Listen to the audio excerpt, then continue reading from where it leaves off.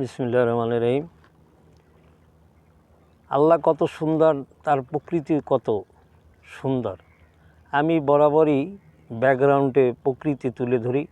আজকে আমি দাঁড়িয়েছি, দেখছেন সাগরের তীরে, সাগর না সরি পদ্মা নদীর তীরে আমি দাঁড়িয়েছি। এখানে বিভিন্ন, যেমন আপনারা দেখতে পাচ্ছেন যে সেই যে আল্লাহর সৃষ্টির যে কারুকার্য এই পৃথিবীতে আল্লাহ ভরপুর দিয়েছেন, অথচ মানুষ সেটাকে যথাযথভাবে সেই আল্লাহর নেয়ামতকে তারা হত্যা করছে। ফলে আল্লাহ পৃথিবীতে বিপর্যয়, বিভিন্ন দুর্যোগ, মানে ছোট ছোট গজব দিয়ে আল্লাহ মানুষকে শিক্ষা দেন, অথচ মানুষ সেগুলো অনুধাবন করে না। যে ব্যক্তি অনুধাবন করে না, অনুসরণ করে না, অনুকরণ করে না, সে তো আর মুসলমান থাকে না, সে থাকে সেই শয়তানের রূপে রূপান্তরিত হয়ে যায়। আজকে আমার প্রসঙ্গ হয়েছে আন্তর্জাতিক বিষয়, ইরান এবং বার্কিন যে বার্কিন ফ্যাসো, যে আফ্রিকার যে দীর্ঘ ইব্রাহিম ট্রাওরে, তিনি সেই ফ্রান্সের থেকে উদ্ধার করে আজকে সেই বার্কিন ফ্যাসো যে আজকে তারা স্বয়ংসম্পূর্ণ কৃষিকাজ বলেন, এক কথায় কৃষি বিপ্লব সৃষ্টি করেছেন এবং নিজস্ব প্রযুক্তি বিভিন্ন দেখলাম তাদের অ্যাক্টিভিটিস, কলা গাছ দিয়ে বিভিন্ন কাপড়, বিভিন্ন কারুশিল্পের ব্যাগ তৈরি করা হচ্ছে এবং কলা যে এত ব্যাপক চাষ এবং বিদেশে রপ্তানি করতেছে এবং এরা বিভিন্ন যে স্বর্ণ যেগুলো প্রক্রিয়াজাত করে নিজেরাই সেগুলো বিদেশে রপ্তানি করবেন। কোনো এক কথায় কোনো প্রজেক্ট বিদেশের হাতে দেবেন না, বরং নিজেদের আধুনিক আদলে সেইভাবে প্রযুক্তি এবং আধুনিক বিজ্ঞানে সেইভাবে সমৃদ্ধি করে তারা সেইভাবে কাজ করবেন। আজকে সেই বার্কিন ফ্যাসো যে দেশটা আফ্রিকার, সেই দেশটার যে আজকে ইব্রাহিম ট্রাওরেকে অনেকবার হত্যা করার জন্য, যেহেতু 50-60 বছর ফ্রান্সরা এই দেশে লুটপাট করে খেয়েছেন, তার কিছু তল্পিবাহক ওই দেশেরই বার্কিন যে ফ্যাসোর লোকরা আছে, নিগ্রো, এরা জানেন দেখতে কালো, খুব কালো প্রকৃতির লোক এবং সুঠাম দেহের অধিকারী। আল্লাহ এইভাবে এক একটা দেশের মানুষকে এইভাবে সৃষ্টি করেছেন, অথচ তাদের ভিতরে জ্ঞান বিজ্ঞান অনেক কিছু, মানে আল্লাহর সৃষ্টির যে আল্লাহ যে একজন পৃথিবীতে এই আমাদেরকে সৃষ্টি করেছেন, আকার জমিন, এই পৃথিবী একমাত্র তারই নেতৃত্ব থাকবে।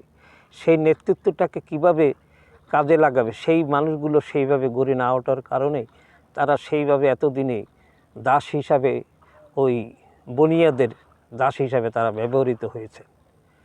আজকে সেই সুযোগ আর ইব্রাহিম ট্রাওরে দেবেন না। তারা সেই দাসের থেকে ছিন্ন করে একটি স্বাধীন সার্বভৌমত্ব কায়েম করেছেন। আজকে সেখানে অনেক কিছু তারা এখন এই কয়েক বছরের ব্যবধানে 2025 সালেই তারা ঘুরে দাঁড়িয়েছেন। 25, 26, 27, 24-এ এটা হয়েছে, গণ অভ্যুত্থান করে তাদেরকে হাঁটিয়ে ফ্রান্সকে তারা একটি বিপ্লব সাধন করেছেন। এখন এটার রাষ্ট্রপ্রধান হচ্ছেন ইব্রাহিম ট্রাওরে। তিনি তো খুবই বিচক্ষণ এবং সেইভাবে তাদের কল কারখানা, বিভিন্ন শিল্প কারখানা এবং শত শত মাইল বিভিন্ন যোগাযোগ ব্যবস্থা করছেন আধুনিক আদলে, এবং ওখানে যে ছাত্র, কৃষক, জনতা, তারা নিজস্ব স্বপরিণতভাবে তারা কাজে লাগাচ্ছেন, রাস্তাঘাটে বিভিন্ন তাদের এইভাবে তারা শ্রম দিচ্ছেন। এই অল্প কয়েক বছরের ব্যবধানে তারা আজকে ঘুরে দাঁড়িয়েছেন। আমি তালুকদার আব্দুল হান্নান। সুপ্রিয় দর্শক, আজকে সেই সকল আজকে কথা বলবো ইরানকে নিয়ে, যারা এতদিন কত মাখামাখি পরাজিত করেছেন, ট্রাম্প ইত্যাদি, হরমুজ প্রণালী তিনি নিয়ন্ত্রণ করেছেন, ওদিকে বাবুল মন্দাব, সব কিছু তার, সে যে ধোঁকাবাজ, সে যে একজন প্রতারক, তার বিশ্বের মানুষকে, তার দেশের মানুষ যারা সচেতন তার কথা বিশ্বাস করেন না, বরং তিনি হচ্ছে খুনি দানব।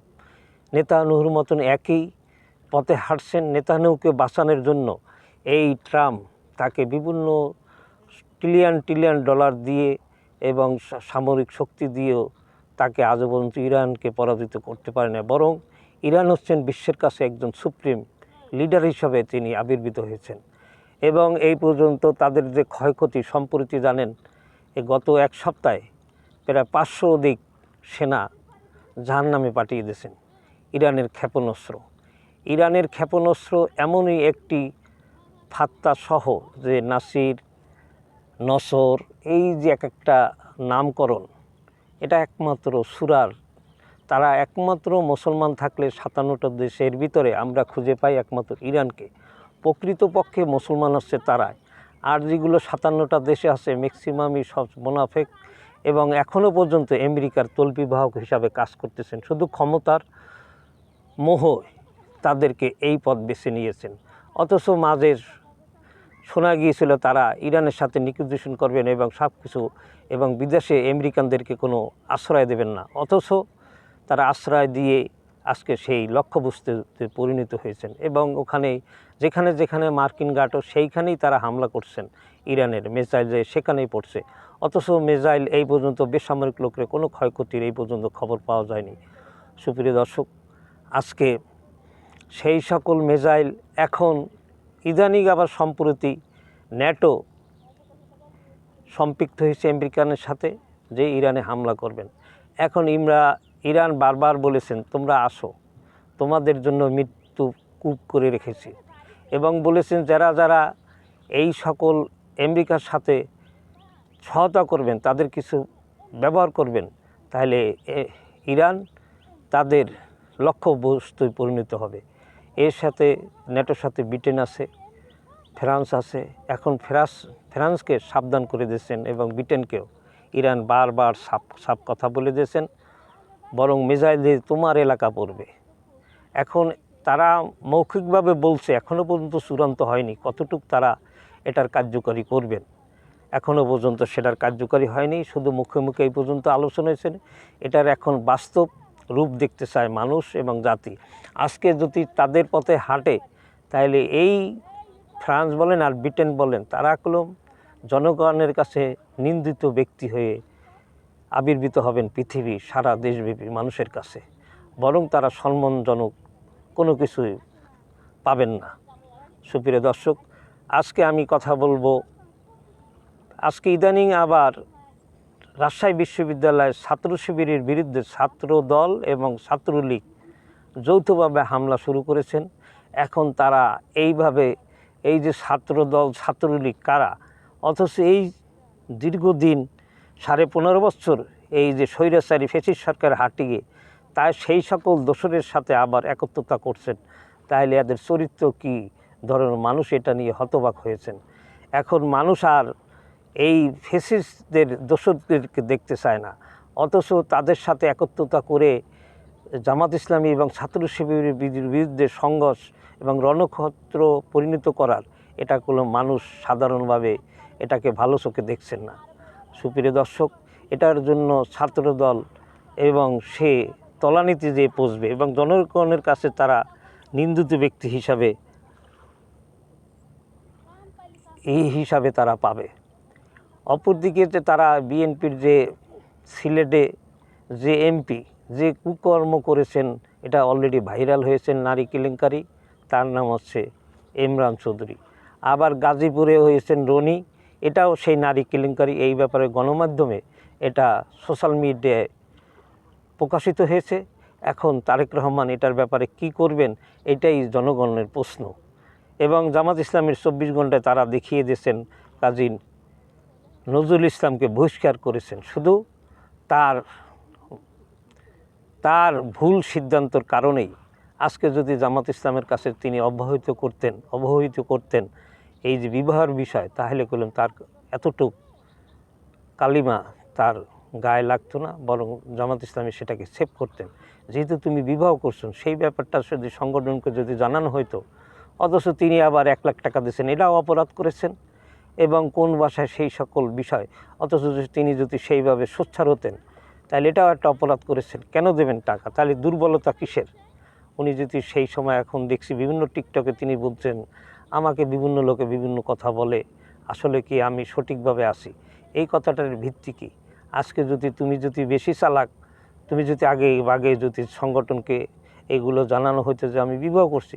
আমরা তো গণমাধ্যমের সাংবাদিকরা জিজ্ঞাসা করছেন তার শ্বশুরকে, তিনি বলছেন হ্যাঁ আমি বিবাহ দিছি, এবং তার ওয়াইফকেও জিজ্ঞাসা করছেন প্রথম স্ত্রী, তিনি অনুমতি দিয়েছেন। তাইলে কিসে এখানে বৈধতা তো অবশ্যই রাইট আছে, সেই বৈধতাকে কিভাবে আপনি অবৈধ পন্থায় গেছেন? এটা সোশ্যাল মিডিয়ায় আজকে অনেক কিছু ভাইরাল হওয়ার কারণে সংগঠনে অনেকগুলো ভাবমূর্তি ক্ষুণ্ণ হয়েছে। এটার জন্য আপনার এই দায়ী লাইবিলিটি বহন করতে হবে, কেননা আপনার এই ভুলের কারণেই আজকে এই সংগঠন বদনাম হয়েছে। অথচ বদনামটা তো আপনিই করেছেন, বদনামটা তো হওয়ার কথা না।